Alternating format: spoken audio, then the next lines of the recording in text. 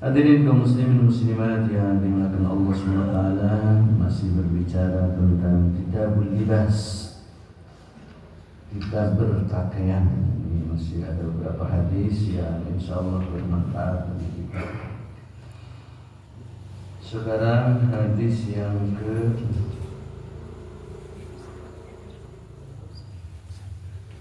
ketiga, hadis yang ketiga.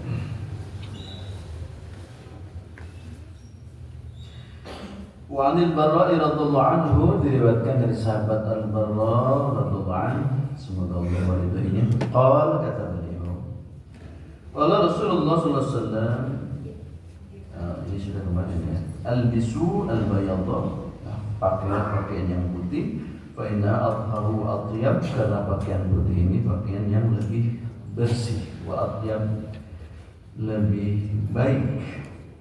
Wa kaffinu fiha mautakum, dan kafanilah orang-orang yang mati di antara kamu dengan yang putih. Sudah kita bahas. Kemudian yang berikutnya hadis yang ketiga, wa 'anil Barra, yang tadi dari Samurah, sekarang dari Al-Barra radhiyallahu anhu. Qala, kata beliau, kana Rasulullah sallallahu alaihi wasallam marfu'an wa laqad ra'aituhu bi hullatin hamra ma ra'aitu syai'an qad ahsana minhu. Kata sahabat Al-Barra radhiyallahu anhu, karena Rasulullah SAW marbu'an, suatu saat Rasulullah marbu' rubi'a, demam katanya, masdu', demam. Ini berarti masa-masa akhir hayat Rasulullah ya. Jadi Rasulullah selama hidupnya ini tidak sakit, tidak pernah sakit. Tapi Allah ingin memperlihatkan di penghujungnya dia harus sakit gitu, supaya orang tidak mengkultuskan berlebihan seperti Fir'aun gitu ya. Fir'aun kenapa dituhankan tidak pernah sakit, jadi tidak pernah kalah dalam perang.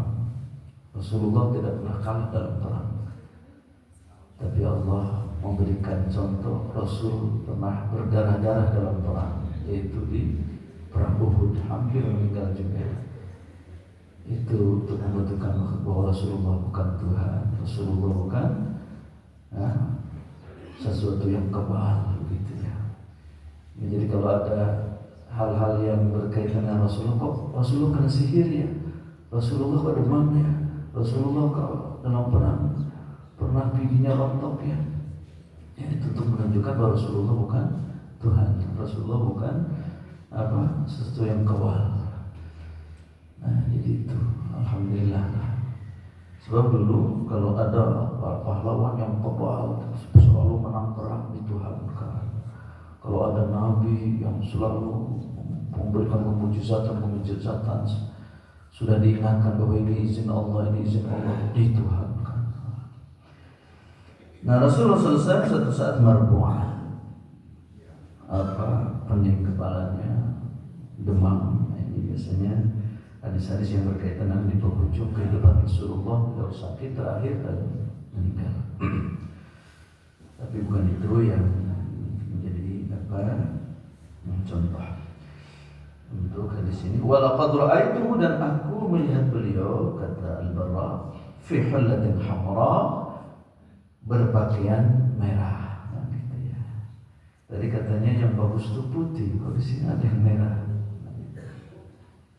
Ma ra'aitu syai'an qattu, saya tidak melihat sesuatu sama sekali ahsana minhu, yang lebih bagus dari itu.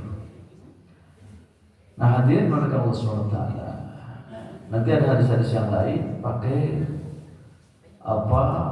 sorban hitam, pakai hijau. Tapi ini bukan berarti menghapus hadis yang tadi bahwa yang paling bagus pakaian itu putih. Nah, ternyata nanti di hadis-hadis lain, sekalipun berpakaian merah tidak full merah gitu kan. Sekalipun berpakaian hitam tidak full hitam gitu. Jadi selalu ada hal-hal lain. Tapi bukan berarti bahwa kalau full hitam juga tidak bagus, bukan. Maksudnya ada yang terbaik gitu. Tapi bukan berarti wah kalau begitu selain putih tidak bagus, tidak. Sama saja saya juga, saya hijau, saya coklat. Karena Rasul juga pakai begitu. Itu menunjukkan bahwa boleh kita pakai yang lain, warna-warna yang lain, tidak apa-apa. Warna merah, warna putih, warna hijau, warna kuning, warna apapun boleh. Cuman yang terbaik warna putih. Nah biasanya Rasulullah kalau pakai pakaian yang tidak berwarna putih, ada yang hijau hitam, itu tidak full hitam hijau, suka ada loring-loringnya, suka ada tambahan warna-warnanya. Cuman yang dominannya warna itu. Kata beliau, kata siapa Al-Bara ini itu bagus sekali Rasulullah. Tidak ada yang lebih dari itu. Artinya berarti bagus juga pakai pakaian hitam. Kemudian Allah Subhanahu wa taala tentang keunggulan atau pentingnya pakaian sampai Allah mengatakan pada surat An-Nahl, beliau berfirman ayat 81, وَجَعَلَ لَكُمْ سَرَابِيلَ تَقِيكُمُ الْحَرَّ وَسَرَابِيلَ تَقِيكُمْ بَأْسَكُمْ. Jadi Allah suka membuat pakaian. Allah membuat pakaian itu begitu ya. Maksudnya mengizinkan seseorang untuk membuat pakaian. Masa Allah membuat pakaian? Kecuali pakaian Nabi Adam lah mungkin ya, itu langsung ciptaan Allah. Jadi waktu di surga Nabi Adam itu tidak ada kemampuan untuk menenun pakaian gitu ya, itu betul-betul dari Allah. Wa ja'ala lakum sarabil, Allah menjadikan buat kamu sarabil. Sarabil ini pakaian yang kayak gamis. Taqikum al-harra, untuk menjaga kamu dari al-harra, yaitu panas terik. Wasarabil taqikum ba'sakum, juga sarabil yang Allah gunakan untuk menjaga kamu dari ba'sakum, bahaya. Maka ada dua makna sarabil di sini. Satu, sarabil pakaian biasa dari kain. Yang kedua, sarabil pakaian besi. Jadi makna sarabil ini dua, satu pakaian biasa, dua pakaian dari besi. Semuanya untuk menjaga. Pakaian dari kain itu untuk taqikum al-harra, menjaga kamu dari panas terik. Kenapa Ustaz tidak menjaga kamu dari kedinginan? Begitu ya. Jadi Al-Quran ini kok seperti kurang gitu ya, taqikum tidak al-har wal barad gitu. Karena ini kan turunnya di Arab ya, Al-Quran turun di Arab, maka berpadu dengan suasana Arab. Arab itu lebih dominan panasnya daripada dinginnya. Ada satu saat dingin di bulan-bulan ya Januari ya Februari, Desember, Januari, tapi dominannya panas Arab. Maka yang nampak di sini panas gitu ya, bukan berarti dingin juga, tidak perlu untuk kita menutup dengan pakaian. Kemudian baksakum di sini artinya membahayakan tubuh. Maka sarabil maknanya di sini adalah baju besi. Dua jenis baju ini sangat penting bagi kita karena Allah menginginkan kita bisa menjaga tubuh kita. Jadi tidak boleh menyiksa tubuh demi kesucian gitu ya. Nah, itu untuk menghindarkan dari agama-agama lain di mana kalau kamu ingin mencapai surga tertinggi, siksa dirimu di dunia. Itu jangan menikmati dunia, jauhkan dunia. Nah, itu mah pikiran-pikiran saja ya, filsafat-filsafat saja. Sebab ada orang yang kagum dengan orang yang tidak Islami tapi dianggap wali gitu, telanjangnya, telanjang. Oh ini wali, katanya wali kumaha telanjang begitu. Hanya karena keluar dari mulutnya itu filsafat-filsafat kebenaran, didengarkan filsafatnya itu. Ya filsafat kan hari ini benar, besok bisa digugurkan oleh filsafat baru. Makanya ada banyak filsafat bertentangan satu dengan yang lain kan gitu ya. Kalau filsafat kalau tidak dibimbing oleh wahyu bahaya gitu ya. Jadi dalam Islam ini menjaga diri, menjaga tubuh ini bagian integral dari ibadah kepada Allah. Tidak boleh kita puasa terus nggak makan, nggak boleh. Ini menunjukkan bahwa Islam memperhatikan hal-hal yang sekitar keduniaan, karena memang hidup kita di dunia bukan di akhirat. Maka hal-hal yang seperti itu Allah mengingatkan kepada kita, hak tubuhmu harus diperhatikan. Ya, termasuk adalah hal-hal yang membahayakan tubuh. Jadi tidak ada istilahnya wah umat Islam kebal-kebal tuh kudu pakai pakaian besi. Ya, buktinya Allah menjadikan pakaian besi. Tidak ada kekebalan itu. Nah, hadirin dimuliakan Allah Subhanahu wa taala, itulah pakaian jenis pakaian yang warnanya bisa beda-beda, bisa putih, bisa merah.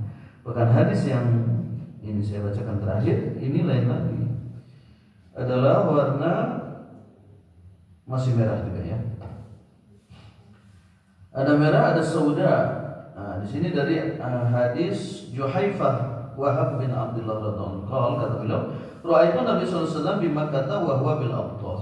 Satu saat saya melihat Nabi sallallahu alaihi wasallam berada di Mekah, ya, di Mekah, lalu beliau pindah sedikit ke wilayah Abtah dekat Mekah.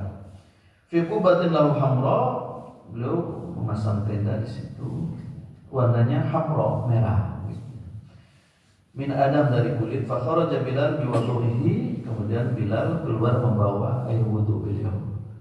Artinya beliau sudah salat, sudah berwudu, air wudunya dibawa keluar. Buat apa gitu ya? Ini Rasulullah itu sisa-sisa makanannya, sisa air wudunya, sisa air mandinya, sisa apanya itu diambil oleh para sahabat itu, dipakai begitu. Ada apa ini?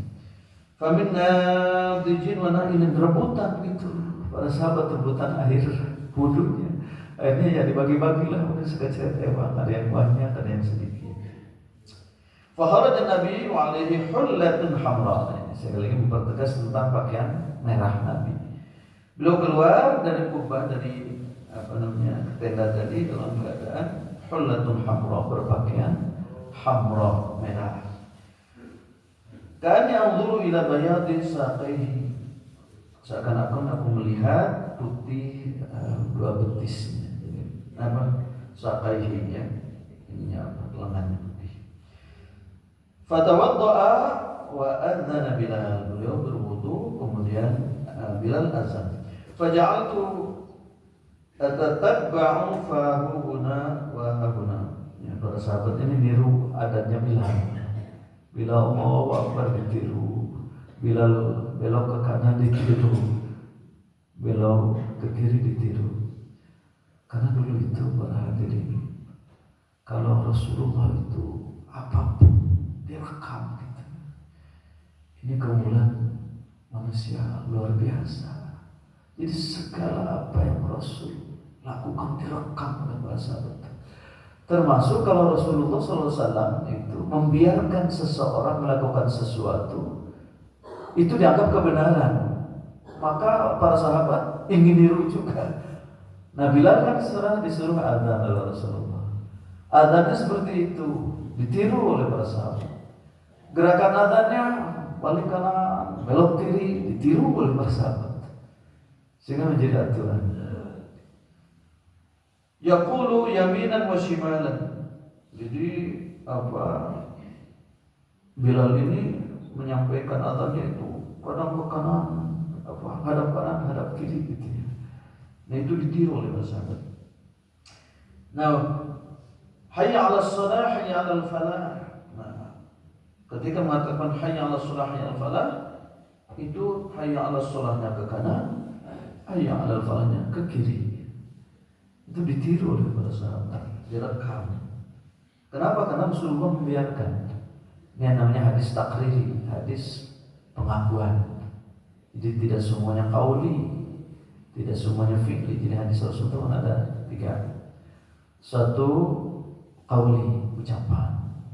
Yang kedua fi'li, pekerjaan. Beliau tidak berbicara apa-apa, melakukan sesuatu saja. Itu menjadi sunnah dan itu menjadi hukum. Yang kedua adalah beliau diam saja. Para sahabat melakukan sesuatu, tidak ada ucapan apa-apa dari Rasulullah, itu pun menjadi hadis. Nah, ini termasuk yang ini adanya. Tsumma rukizat lahu anza. Nah, kemudian Rasulullah sholat. Rukizat lahu anza, beliau tancapkan anza. Anza ini tongkat. Jadi kalau Rasulullah SAW sholat di tempat terbuka, beliau tancapkan anza, asor, tongkat di depan. Untuk apa?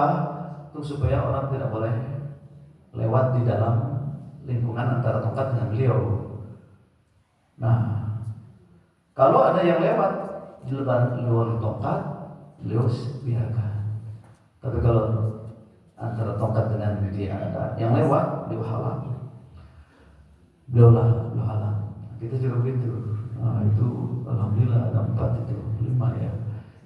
Itu semacam anza ya, satir itu penutup. Jadi kalau kita sholat di belakang, bagusnya pasang itu tuh, udah disiapkan oleh masjid, satir namanya, simpan.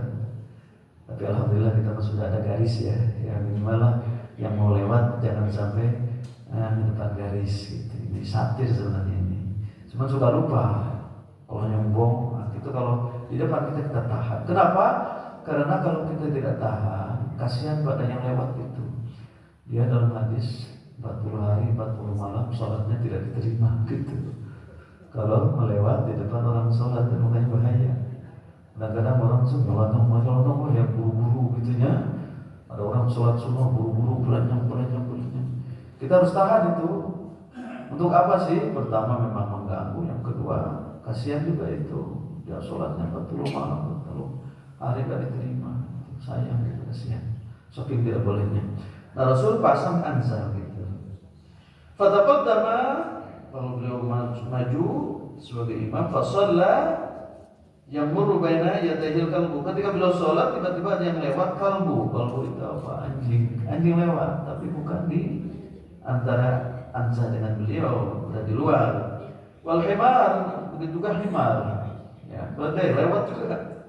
La yumna'u, tidak dihalangi oleh Rasul, tidak dicegah.